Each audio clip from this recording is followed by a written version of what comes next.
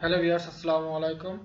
তথ্য ও যোগাযোগ প্রযুক্তি কোর্সটিতে আপনাদের স্বাগতম। আজকে আমি যে টপিকটি নিয়ে আলোচনা করব সেটি হলো ডেটা কমিউনিকেশনের ব্যবস্থা, বা যেটাকে ইংলিশে বলা হয় ডেটা কমিউনিকেশন সিস্টেম। চলুন কথা না বলে আমি আমার মূল টপিকে চলে যাই। ডেটা কমিউনিকেশন ব্যবস্থায় কম্পিউটার থেকে কম্পিউটার অথবা কম্পিউটার থেকে অন্য কোনো ডিভাইসে ডেটা বা তথ্যের আদান প্রদান হতে পারে।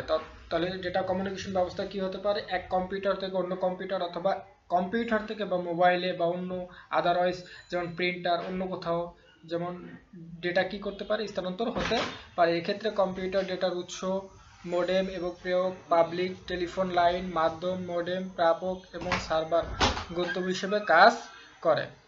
প্রেরক হতে যে মাধ্যমে সাহায্যে ডেটা অথবা তথ্য প্রাপকের কাছে পৌঁছায় তাকে বলা হয় মাধ্যম। অর্থাৎ কি, প্রেরক হতে যে মাধ্যমের সাহায্যে বা যার সাহায্যে ডেটা বা অথবা তথ্য প্রাপকের কাছে পৌঁছায় তাকে বলা হয় মাধ্যম।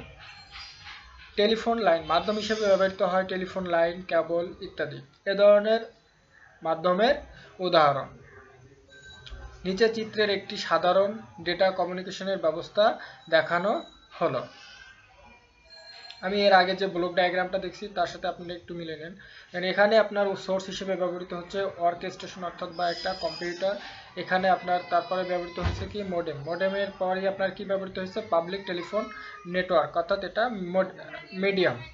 মিডিয়ামের পর আবার কি আসছে রিসিভার। রিসিভার হিসেবে এখানে কি ব্যবহৃত হচ্ছে মোডেম। এবং মোডেমের পর সর্বশেষ যে তথ্যটা যেখানে গিয়ে তথ্যটা জমা হবে সেটা হলো কি সার্ভার হিসেবে ব্যবহৃত হয়েছে, সার্ভার। তাহলে এটা হলো ডেটা কমিউনিকেশনের ব্যবস্থা। অর্থাৎ ডেটা কমিউনিকেশনের যে ব্যবস্থা, এটা একটা নির্দিষ্ট সিকোয়েন্স মেনটেন করে চলে। প্রথমে অর্কেস্ট্রেশন, তারপরে মোডেম, তারপরে কি হবে পাবলিক টেলিফোন নেটওয়ার্ক, এবং দেন তারপরে হবে মোডেম, তারপর কি হবে সার্ভার।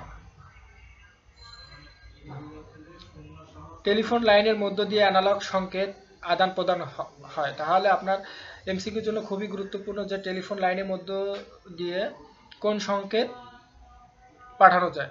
অ্যানালগ সংকেত।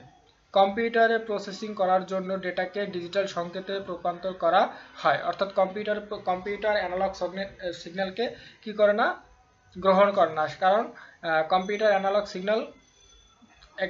সিগন্যালে কাজ করতে পারে না। কম্পিউটার কাজ করতে গেলে অবশ্যই কি লাগবে, ডিজিটাল সিগন্যাল। এর জন্য অ্যানালগ সিগন্যালকে আমাদের ডিজিটাল সিগন্যালে কনভার্ট করে নিতে হয়। কিসের মাধ্যমে? মোডেমের মাধ্যমে।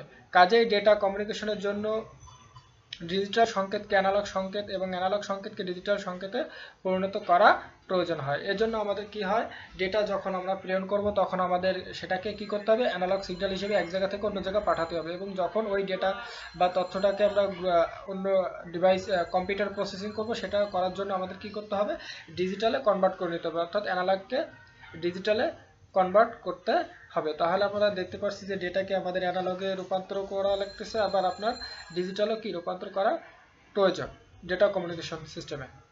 প্রেরক কম্পিউটারের সাথে সংযুক্ত মোডেম বা কম্পিউটার ব্যবহৃত ডিজিটাল সংকেতকে অ্যানালগ সংকেতে রূপান্তরিত করে টেলিফোন লাইনে প্রেরণ করে।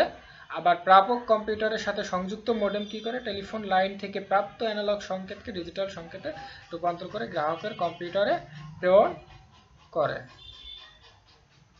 আজকে আমার ভিডিও এই পর্যন্তই। নেক্সটে আমি ডেটা ট্রান্সমিশন স্পিড নিয়ে আলোচনা করব।